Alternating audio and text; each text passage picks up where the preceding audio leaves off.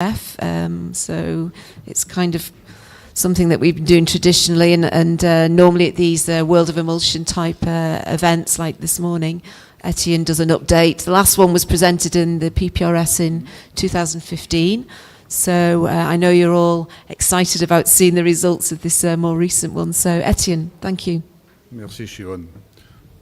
Bon, après l'anglais et après l'espagnol, je vais parler en français. C'est beaucoup plus confortable pour moi, même si je fais la plupart du temps ces exposés en anglais. Nous sommes à Nice, donc je vais parler en français. Donc je vais vous présenter aujourd'hui les résultats d'une enquête mondiale que l'IBEF a conduite depuis 1 an de consommation, donc d'émulsion de bitume et de bitume. Alors voilà un petit peu le plan de mon exposé. Je sais que je suis bien le dernier obstacle entre vous et la pause, donc je vais essayer de rester dans le temps qui m'est imparti. Donc une petite Can historique. everybody hear Etienne? It's quite. C'est bon. Je vais me rapprocher du micro. Quelle méthode avons-nous adoptée? Et je vais tout de suite temporiser ou limiter votre optimisme en expliquant les limites de l'exercice. Quels sont les résultats, les évolutions depuis les dernières années, et puis aussi essayer de se projeter dans l'avenir. Donc l'IBEF, comme vous le savez peut-être, a été fondé il y a 20 ans. On a célébré le 20e anniversaire à Prague lors du congrès Eurasphalte Eurobitume en 2016. Elle a été créée 3 ans après le premier congrès mondial de l'émulsion, organisé en 1993, à l'occasion duquel on avait fait la première enquête de consommation mondiale. J'ai d'ailleurs le rapport ici. Il y a des photos, on reconnaît des gens, mais on voit que 25 ans sont passés. Cette première enquête, elle concernait 33 pays. Plusieurs enquêtes ont été menées depuis. J'ai indiqué les dates, 97, 2001. En fait, elles ont toujours coïncidé plus ou moins avec les congrès mondiaux de l'émulsion. La dernière en date était pour 2013, pour le PPRS 2015. Aujourd'hui, les données que je vais vous présenter, elles concernent les années 2014, 2015 et 2016. Et elles traitent de 96 pays pour les émulsions et 139 pour les bitumes. Donc on a beaucoup progressé sur la finesse et sur l'approche depuis 25 ans. Alors comment avons-nous procédé? L'IBEF, c'est une fédération d'associations, donc on s'est d'abord tourné évidemment vers les associations comme la SFERM qui tient des comptes très précis, comme les Japonais qui tiennent des comptes encore plus précis. Tous les mois, ils savent à la tonne près ce qu'ils produisent. Au-delà de ça, on a consulté évidemment les professionnels de l'industrie, le bitume, les fournisseurs d'émulsifiants, les fournisseurs de latex. Il y en a beaucoup, donc je vais pas les citer parce que je risquerais d'en oublier. Et puis il y a quelques bases de données publiques, mais pas beaucoup. Pour le bitume, l'ONU publie des statistiques qui valent ce qu'elles valent, mais bon, qui sont toujours utiles au moins pour faire des comparaisons ou des vérifications. Bon, il y a des fois on ne sait pas, il y a des fois on n'a rien, donc par défaut, on prend les données de l'année précédente. Tous les chiffres que vous verrez sont mentionnés en tonnes métriques, parce qu'évidemment, j'ai reçu beaucoup d'informations des États-Unis qui sont en tonnes américaines, donc il faut convertir, il ne faut pas se tromper. Alors, comme je le disais, certaines associations donnent des chiffres très précis. Comme j'ai cité le Japon, la Grande-Bretagne aussi, la SFERM bien sûr. Mais pour certains autres pays, c'est très difficile.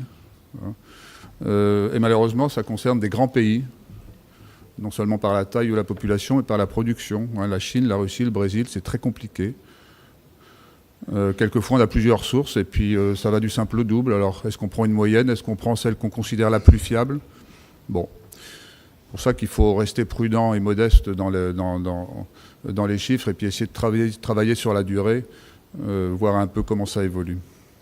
Alors, bien entendu, toute information complémentaire est la bienvenue, parce que je sais que beaucoup de gens qui iront voir ces données sur le site internet de l'IBEF, toutes ces données sont maintenant sur le site de l'IBEF, vont dire « Ah oui, mais dans mon pays, c'est pas ça du tout. Ah oui, mais là, c'est... » Bon, enfin bref. Donc, toute information est bienvenue. Alors, les résultats, il y a à peu près 1000 chiffres comme ça dans la base de données. Donc, je vais vous faire grâce des 1000 chiffres parce que je sais qu'il y a la pause dans quelques minutes. En gros, si on additionne de manière purement arithmétique les chiffres, voilà à quoi on arrive pour 2016, donc 103 millions de tonnes de bitume et près de 8 200 000 tonnes d'émulsion. Voilà, ça c'est la somme arithmétique. Alors encore une fois, restons prudents. Quand on dit 8 137 702 tonnes, ça peut être 8 millions, comme ça peut être 8 millions et demi. Donc restons extrêmement modestes. Mais encore une fois, c'est les évolutions qui sont importantes. Alors les évolutions, quand on peut se faire plaisir, n'hésitons pas. On voit que depuis 2013, ça a progressé de 3%. Bon, c'est bien, c'est quand même dans l'épaisseur du trait, mais c'est mieux que ça monte plutôt que ça descende. Alors, en détail, un petit peu de détail, 40% des émulsions dans le monde sont fabriquées en Amérique, Amérique du Nord et Amérique latine. Le premier producteur mondial, comme d'habitude, ce sont les États-Unis. Et puis ensuite, vous avez des pays de grande tradition émulsion, que sont le Mexique et le Brésil. Le Canada aussi. L'Europe, c'est 29%. Encore une fois, avec des grands pays comme la France et la Russie. L'Asie compte pour 25%, il y a des grands pays aussi, la Chine bien sûr, l'Inde. Et puis l'Océanie, le 1,6%, bon, ça reflète la densité du réseau, c'est essentiellement Australie-Nouvelle-Zélande, et 4% en Afrique. Mais je reviendrai sur l'Afrique en fin de, pas en fin de partie, mais en fin d'exposé. Juste avant la pause, je vais essayer de ne pas vous faire rater la pause. Alors, les premiers producteurs, voilà, les 10 premiers producteurs mondiaux, je vous ai cité les États-Unis. La France a longtemps été deuxième, mais bon, la Chine, maintenant, a pris la place de la France au niveau comment dirais-je, du rang. Bon, c'est plutôt encourageant pour le développement des émulsions. Ce qu'on peut voir ici, c'est que à peu près les trois quarts des émulsions sont produites dans 10 pays. Alors, en gros, il suffirait d'avoir la connaissance des productions des 10 premiers pays pour avoir la production mondiale. Ça, c'est vrai. Le problème, c'est que dans ces 10 pays, vous avez des pays très difficiles, pour lesquels la connaissance est très difficile. Je vous ai cité la Russie, la Chine, mais même le Brésil, c'est compliqué. Le Brésil a une économie qui monte, qui descend, et d'une année sur l'autre, ça peut varier du simple au double. C'est un peu compliqué. Enfin, en gros, c'est quelque chose qu'on retrouve depuis 10 ans à peu près. Enfin, depuis qu'on a des statistiques, qu'on épluche un peu dans le détail. Les trois quarts des émulsions sont fabriquées dans les 10 premiers producteurs mondiaux. Je note que la Thaïlande est numéro 10. Elle a dépassé le Japon. Le Japon, malheureusement, a un peu diminué ces dernières années. Alors, il y a... ça, ce sont les productions. Il y a un indicateur que j'aime bien. C'est le ratio entre les émulsions et le bitume. C'est-à-dire que, par exemple, pour la France, vous avez 800 000 tonnes d'émulsions, 2 400 000 tonnes de bitume, donc le ratio, c'est 30%. Voilà. Donc ça donne un peu une idée du développement, de l'utilisation des émulsions dans un pays, sans parler de sa taille. Et vous voyez tout de suite que vous avez 3 pays qui se distinguent. J'ai déjà cité le Brésil et le Mexique, et donc la France, qui sont à peu près à 30%. Donc c'est vraiment des pays modèles, en tout cas où les émulsions sont très développées. La moyenne mondiale, je crois, enfin on va le voir un peu plus loin, c'est aux alentours de 8%. Bon, vous avez la Thaïlande, j'ai cité, à 15%. La Chine, qui est beaucoup plus bas, qui est à moins de 5%, mais la Chine est un marché plus de construction que d'entretien, donc c'est pour ça. L'Inde monte pas mal. Alors, la place de l'IBEF là-dedans, je vous ai dit que l'IBEF était une fédération d'associations nationales. Donc là, j'ai distingué deux sortes de pays. Les pays dans lesquels il y a une association, c'est la colonne IBEF, et les autres. Alors, vous voyez que le total, vous retrouvez le total d'un peu plus de 8 millions de tonnes, et une moyenne, un ratio émulsion sur bitume de 8%, 7,9. Les pays IBEF, on est à un peu plus de 10%. Donc ça montre l'appétence de ces pays, bien représentés par les associations, pour les émulsions. Et ça montre aussi que les associations font leur travail. Et ça, c'est plutôt réconfortant. Les autres pays, donc tout le reste du monde, en gros, c'est 5%. L'IBEF, ça représente 20 à 25 pays. C'est quand même pas beaucoup sur les 93 dont j'ai parlé. Alors, comment ça bouge? Comment ça a évolué depuis les dernières années? Alors, il y a beaucoup de paramètres, qui font que ça monte ou que ça descend. Enfin, on préfère que ça monte, mais quelquefois ça descend. J'ai pris deux exemples et deux facteurs. La situation économique, l'impact de la crise de 2008.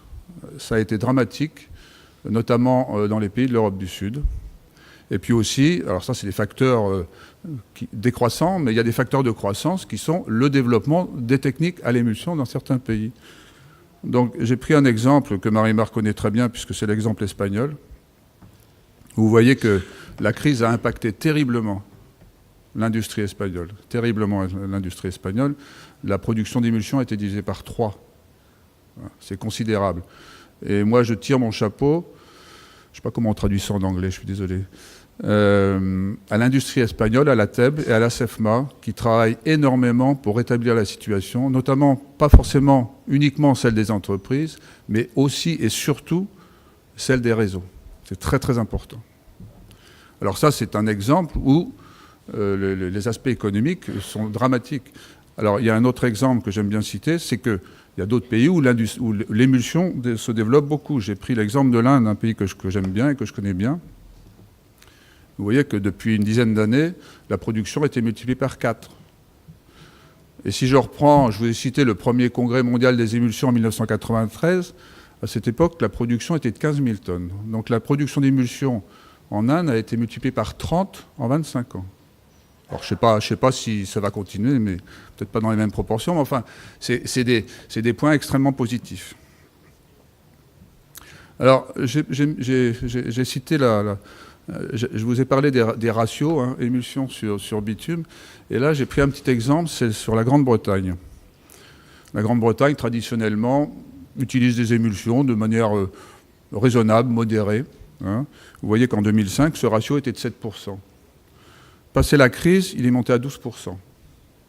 Qu'est-ce que ça veut dire? Ça veut dire que les donneurs d'ordre avaient moins d'argent et ont regardé un peu plus en détail comment mieux dépenser leur argent ou mieux entretenir les routes avec l'argent qu'ils avaient. Voilà, ça montre qu'ils ont mis en place des critères de sélection de traitement de surface pour entretenir les routes à meilleur coût. Alors, je vous ai dit que je ferai un petit focus sur l'Afrique. L'Afrique, c'est pas beaucoup. L'Afrique, je vous avais dit que c'était 4%, 3,8% de la production mondiale. Il y a deux pays leaders en Afrique, c'est l'Afrique du Sud et le Maroc. Donc un au nord, un au sud. Donc ça ne demande qu'à croître au milieu, bien sûr. Le Nigeria progresse beaucoup, je crois qu'ils sont à 25 ou 30 000 tonnes. Mais j'ai pris, pour exemple, des pays de ce que j'appelle de tradition émulsion, que sont la Namibie, le Zimbabwe, la Zambie, le Botswana, le Mozambique et le Malawi. Alors vous allez me dire, mais qu'est-ce qu'ils produisent? C'est un peu loin. Ce sont des grands pays et petits pays à la fois. Alors eux, qu'est-ce qu'ils font? Ils utilisent 56 000 tonnes de bitume par an. C'est rien. Enfin, c'est pas beaucoup. C'est pas beaucoup à l'échelle de ces pays. Mais ils utilisent 34 000 tonnes d'émulsion. Alors j'ai cité un ratio dans les pays d'IBEF qu'on était très contents d'avoir un peu plus de 10%. Eux, ils sont à 60%. Tous les traitements de surface, tous les entretiens dans ces pays sont faits à l'émulsion. Voilà. Ils utilisent des techniques de surface éprouvées, comme le Cape Seal. Ce ratio, il est de 90% en Namibie. C'est considérable. Considérable. Il y a énormément à apprendre de ces pays. Alors, je parle des traitements de surface, bien sûr, mais ils utilisent beaucoup la stabilisation. Beaucoup la stabilisation à l'émulsion. Voilà, ça, c'était mon petit focus sur l'Afrique, mais ce sont des pays que j'aime bien, donc je n'ai pas résisté au plaisir de montrer qu'il y a des choses qui se font, pas uniquement dans des grands pays, mais aussi dans des pays qui ne sont pas petits, parce qu'ils sont très grands, mais qui travaillent beaucoup. Donc des exemples à suivre, bien sûr. Oh, pardon, j'ai été un peu vite. Présent, attendez. Ah là là. Et l'avenir. Bon, alors l'avenir, je ne vais pas raconter tout ce texte, mais bon, on sait bien que les émulsions, c'est vraiment fait pour des techniques d'entretien, pour entretenir des réseaux. Alors, c'est le cas des pays industrialisés qui ont leurs réseaux qui ont été construits depuis longtemps, et donc on n'est plus sur des marchés d'entretien, mais ça devient la même chose dans des pays qui ont construit leur réseau, comme la Chine ou l'Inde. La Chine ou l'Inde ont construit des réseaux depuis 20 ou 30 ans et qui ne demandent qu'à être entretenus. Donc on peut s'attendre à des besoins croissants en émulsion. Alors on va essayer de savoir combien. Je reviens sur ce tableau. hein, où je montrais que le ratio émulsion sur bitume, il est de 10% dans les pays dits IBEF et de 5% dans les autres pays. Alors on peut rêver un peu, est-ce que si l'IBEF est assez réussi à convaincre que c'est l'émulsion qu'il faut utiliser mieux, on peut imaginer que ce ratio de 5,3% monte à 10. Hein, on peut imaginer qu'il monte à 10. Quel impact? On arrive à 10 millions, un peu plus de 10 millions de tonnes de bitume. Voilà. Alors c'est un exercice calculatoire, il vaut ce qu'il vaut. Il a ses limites, j'en suis totalement conscient, mais il faut bien essayer de se projeter ou sinon de rêver un peu. Voilà. Ça veut dire qu'un objectif à moyen terme, pour le monde, c'est plus de 2,5 millions de tonnes. Bon, moi, je suis convaincu que c'est beaucoup plus. Hein, on pourrait rêver avec l'exemple des pays du sud de l'Afrique que j'ai cité plus tôt. Cela étant, c'est très important, et partout où je passe, j'attire l'attention sur le fait que c'est une technique qui est très belle à expliquer, mais qui nécessite énormément de professionnalisme, pas plus qu'une autre technique, mais pas moins non plus. Donc il faut être très prudent pour éviter les échecs initiaux qui peuvent blacklister une technique pour 10 ou 20 ans. J'ai déjà vu ça dans certains pays. Et c'est une des missions de l'IBEF, hein, de favoriser encore et encore cette diffusion d'informations et de bonnes pratiques. Voilà, je pense que vous n'allez pas rater la pause. On est parfaitement dans le temps. Perfect Merci.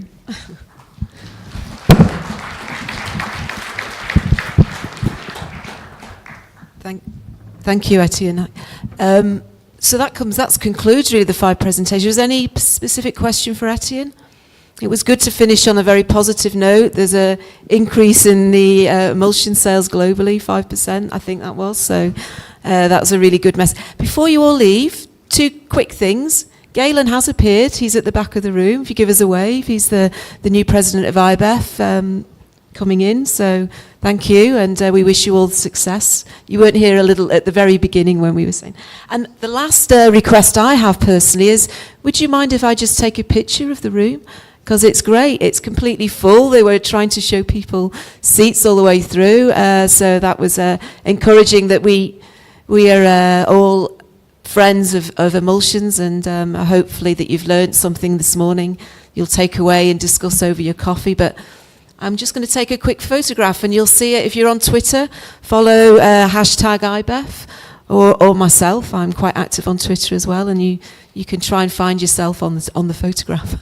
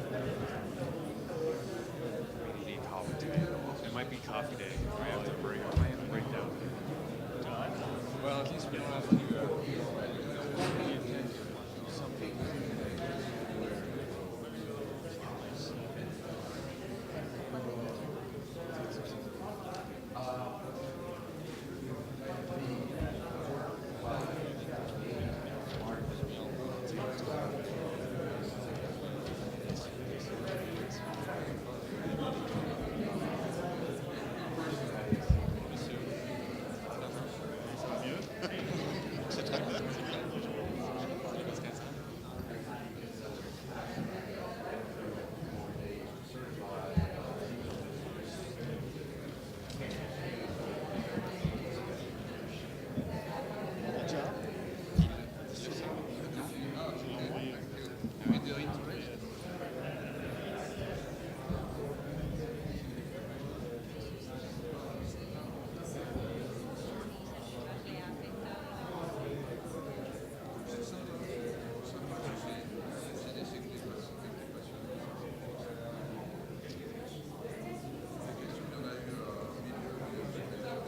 house.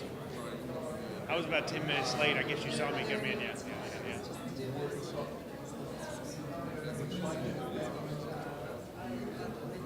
Yeah.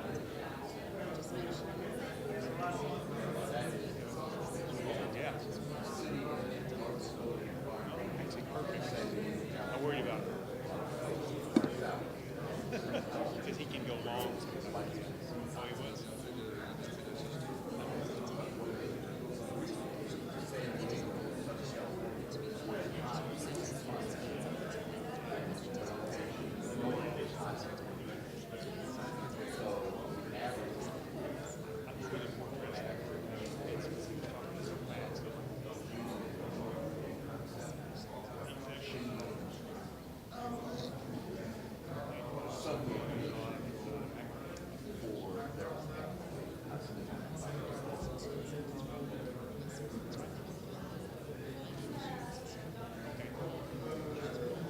So you still meet at your place? Okay. All right. Hey, how are you? No, I don't think we have.